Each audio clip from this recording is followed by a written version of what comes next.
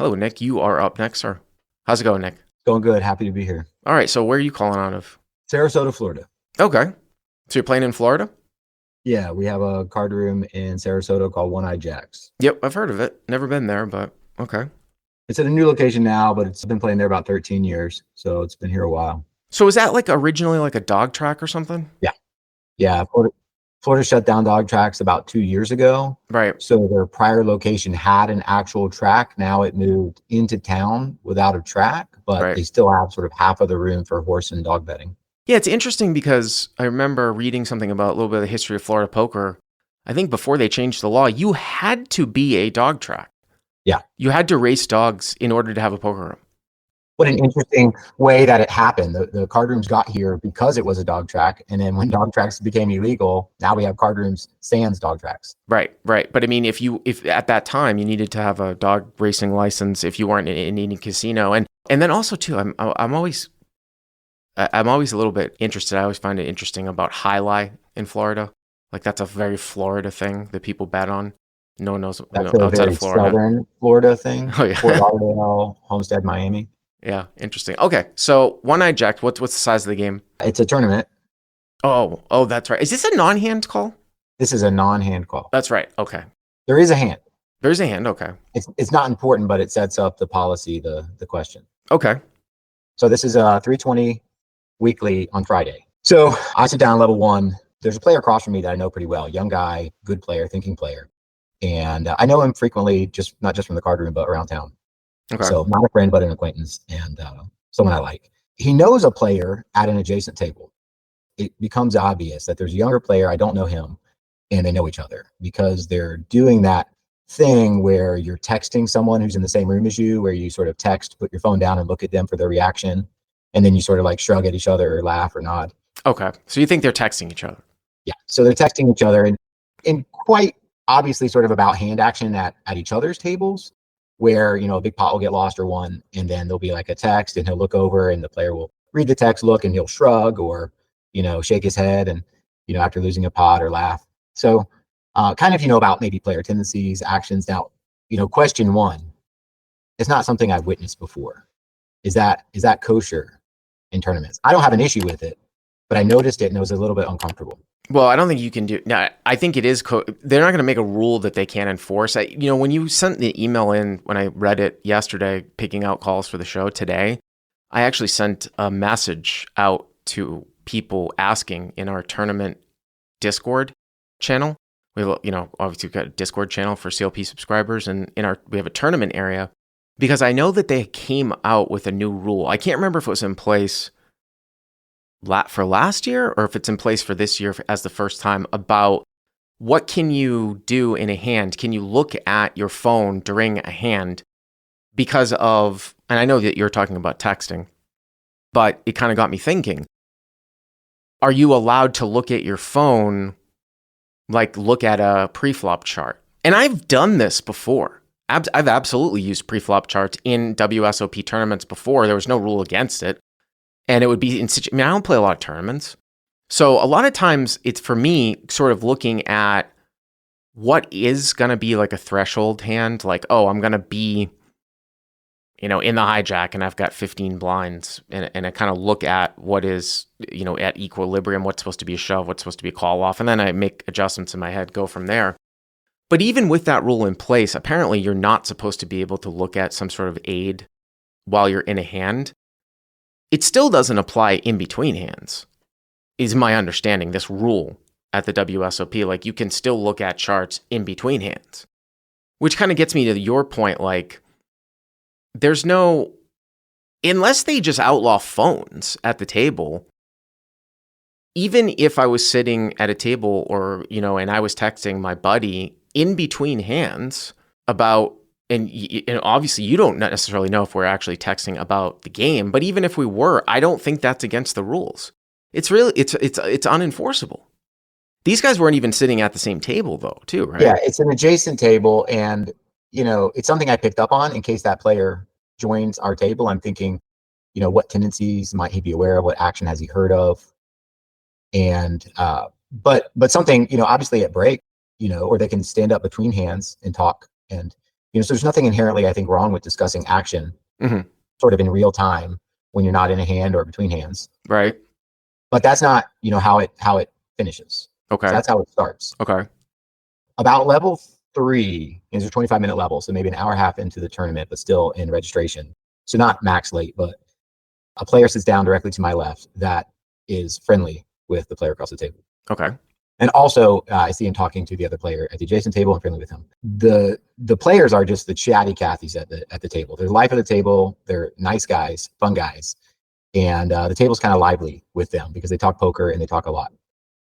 And a hand goes down that sort of shuts the table up. As you know, those hands where the lively guy loses a big hand and then it's quiet for an hour. This is the hand that goes down. Okay. I'm getting short stack. I've been grinding the short stack for 2 hours.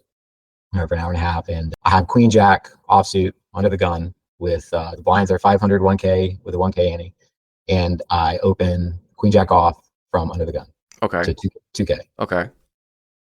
I get a call on my direct left from the new player, and 2 calls behind in the blinds fold. Okay. So I think there's about 10-5 in the pot with the blinds, Okay. and I got 18 behind.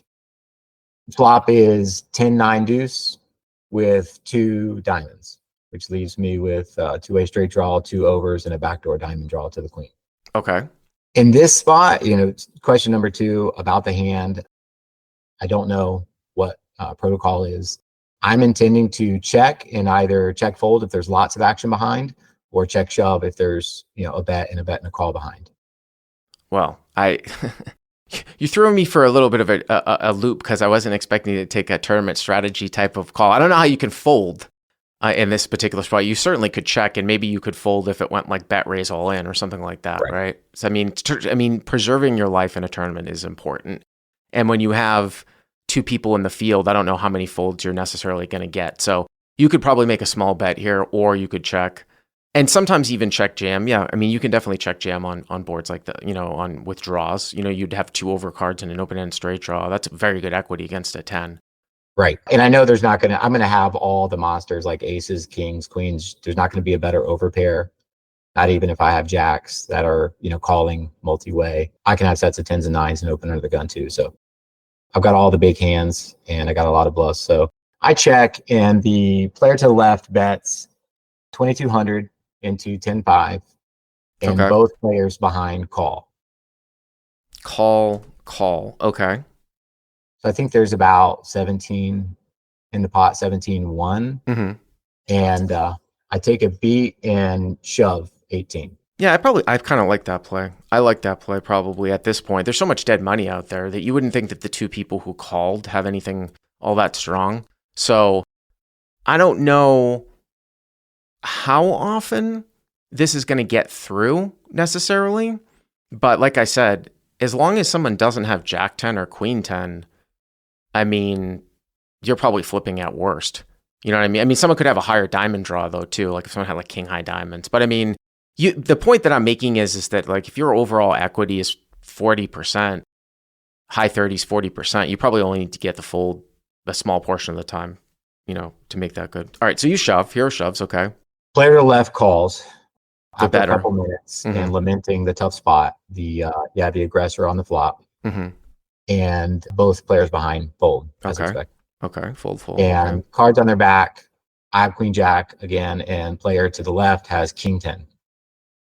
Okay, so it's almost a flip, right? I mean, you've got 8. I mean, he's got one of your outs, but you got 6 over. You get six outs to overcard, another 7. So you're probably like low 40s, something like that. Okay. So run out is good for me. There's a diamond on the turn. The river gets me both ways with the 8 of diamonds. Okay. So player laments his bad luck a little bit, kind of says to the other player across the table, was that a bad call? Should I have folded there? I double up to like 54, 55. And then the table's quiet for about an hour, right? Because, chatty player becomes pretty short stacked. But in the meantime, and this is the final question I have for you, and I really didn't know how to feel about it. Player immediately starts texting on his phone, puts his phone down. His friend across the table looks at his phone, picks it up, types something. Player to my left, who just texted before, looks down at his phone, looks up, and nods at the player. Almost imperceptibly, but nods at the player. Yeah, but yeah, I mean, I know where you're going with this, but like there's nothing you can do. There's a reason why there isn't like a rule against this, because unless you're going to give the floor man or whoever's running the tournament the right to look at somebody's phone, right? And say, we're going to make a rule that says you can't text about hands that you're playing in, like in between the hands. No one's going to give somebody the right to look at your phone. There's just nothing. Yeah. I mean, you could say something like, it really looks like, I mean, you could kind of say something that would make everyone feel uncomfortable, but that's about as far as you can take it. You could be like, I mean, you could also call the floor over. I mean, the other thing that you could do is you could call the floor over and say, I think these guys are texting about the hands in between, even though knowing that the floor can't do anything about it, but at least it lets everybody know that that's going on. So there isn't a like, you're not going to be able to get a resolution from the rules, but there's nothing against you calling the floor and saying, hey, these guys are texting in between the hands, even though you probably know nothing's going to be done. You know what I'm saying? Yeah, I think, I had the question of, is it against the rules, maybe out west, and if it were or weren't, how would you address it at the table or with the, TD? And then, from a future thought perspective, it's not a situation I've been in before, and texting is becoming, more and more common, constantly throughout a game. And what does the future look like in that regard? Because yeah, it's unenforceable, and it made me a little uncomfortable. Well, but I think I think it's not texting that I'm concerned about. Texting's been around. I was actually thinking about this the other day because I remember I made my first text in 2007 with this girl that I was dating in the poker. I wasn't dating somebody in poker, but she sent me a text and I was at the bike. For some reason, this crossed my mind. And it was like 2007. Because before that, people weren't really texting. So it's been around for like 15, 20 years. Texting's texting. I'm more concerned about like real-time assistance. I'm more concerned about when we get to a technology where somebody puts their phone on the table at a certain angle where their camera can pick up the board, right? I mean, you put the phone down, the camera can pick up the board, somehow pick up what your cards are, even if you're not on a live stream, and tell you what to do. I mean, Google Glasses ought to be able to do that in, a year or two.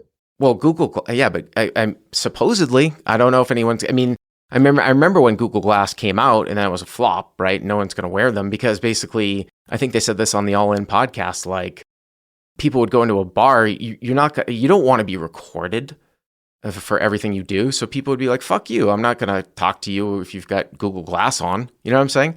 So, I mean, they could outlaw things like that, but I'm just talking about at the phone level. Phones are so ingrained in our society today. It's very, very hard, I think, for them to come up with. They can't even get phones off of people playing on the live stream.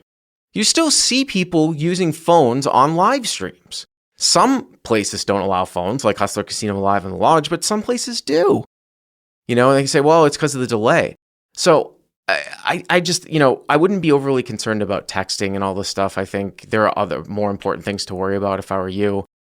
You didn't play the hand. The hand itself by itself is fine, but just don't get bent out of shape about this stuff. But I appreciate the call. Thank you very much.